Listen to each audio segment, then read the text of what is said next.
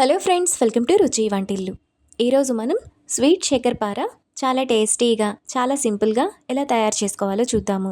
ఈ శక్కరపారను మనం చాలా ఈజీగా చేసేసుకోవచ్చు. పైన క్రిస్పీగా, లోపల కొంచెం సాఫ్ట్గా, చాలా టేస్టీగా ఉంటాయి.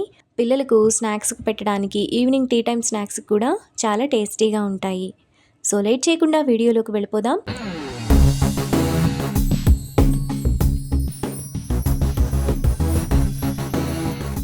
ముందుగా శక్కరపార చేసుకోవడానికి మిక్సీ జార్ తీసుకొని అందులో 3 టేబుల్ స్పూన్ల బొంబాయి రవ్వ,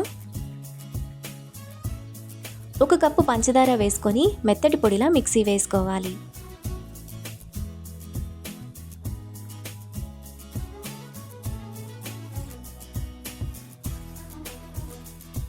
పంచదారను ఇక్కడ చూపిస్తున్నట్టు ఈ విధంగా ఇంత మెత్తగా మిక్సీ వేసుకోవాలి. తర్వాత ఒక మిక్సింగ్ బౌల్ తీసుకొని అందులో ముందుగా మనం మిక్సీ వేసుకున్న పంచదార పొడి, 3 కప్పుల మైదా వేసుకోవాలి.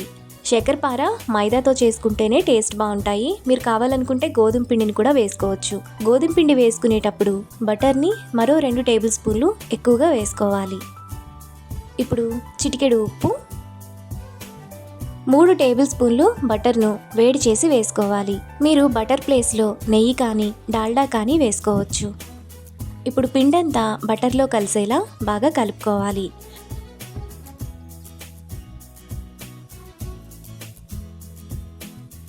పిండిని కలుపుకునేటప్పుడు ఇలా ముద్దలాగా రావాలి. ఇలా వస్తే మనకు శక్కరపార క్రిస్పీగా వస్తాయి. ఇప్పుడు కొద్దిగా నీళ్లు పోసుకొని పిండిని కలుపుకోవాలి. నీళ్ళని ఒకేసారి పోయకుండా కొద్ది కొద్దిగా పోసుకుంటూ కలుపుకోవాలి. పిండిని కలుపుకునేటప్పుడు అందులో 1 టీ స్పూన్ యాలకుల పొడి వేసుకొని కలుపుకోవాలి.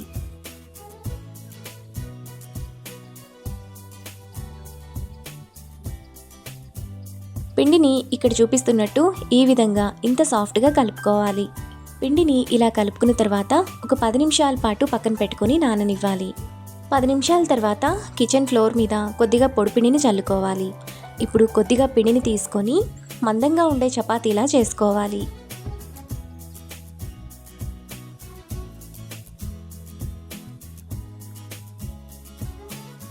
పిండిని ఇలా మందంగా ఉండే చపాతీలా చేసుకున్న తర్వాత ఎడ్జెస్ను కట్ చేసుకోవాలి.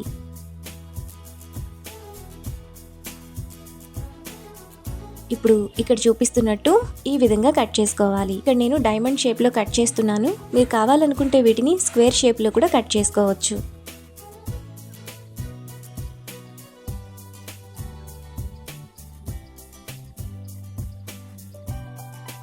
ఈ విధంగా అన్నింటినీ కట్ చేసుకున్న తర్వాత వాటిని ప్లేట్లోకి తీసుకొని పక్కన పెట్టుకోవాలి.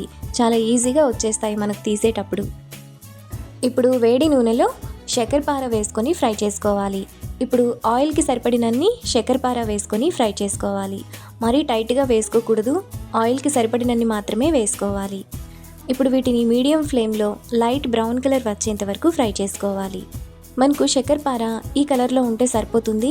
ఇలా ఉన్నప్పుడు తీసేయాలి. ఇంకా ఎక్కువసేపు ఉంచితే బాగా నల్లగా అయిపోతాయి. రెండో బ్యాచ్ వేసుకునేటప్పుడు ఒకసారి స్టవ్ ఆఫ్ చేసుకొని వేడి తగ్గిన తర్వాత రెండో బ్యాచ్ వేసుకొని సేమ్ ప్రాసెస్లో ఫ్రై చేసుకోవాలి. మనకు చాలా టేస్టీగా, క్రిస్పీగా శక్కరపార రెడీ అయిపోయింది. ఇవి చాలా క్రిస్పీగా, చాలా టేస్టీగా ఉంటాయి. పిల్లలకు స్నాక్స్లా పెట్టి ఇవ్వడానికి కూడా చాలా బాగుంటాయి. అంతే, ఎంతో సింపుల్గా టేస్టీగా చేసుకునే శక్కరపార రెడీ. ఈ రెసిపీని మీరు కూడా ట్రై చేసి మీకు టేస్ట్ ఎలా కుదిరిందో నాకు కామెంట్స్లో షేర్ చేయండి. ఈ వీడియో కనుక మీకు నచ్చినట్లయితే లైక్ చేసి, షేర్ చేసి, సబ్స్క్రైబ్ చేయండి.